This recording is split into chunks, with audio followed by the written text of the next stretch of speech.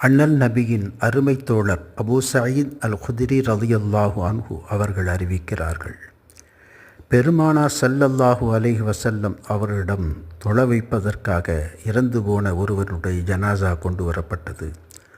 அப்போது பெருமானார் ஸல்லல்லாஹு அலைஹி வஸல்லம் அவர்கள், இறந்து போன இவர் மீது ஏதேனும் கடன் தொகை பாக்கி இருக்கிறதா என்று கேட்டார்கள்.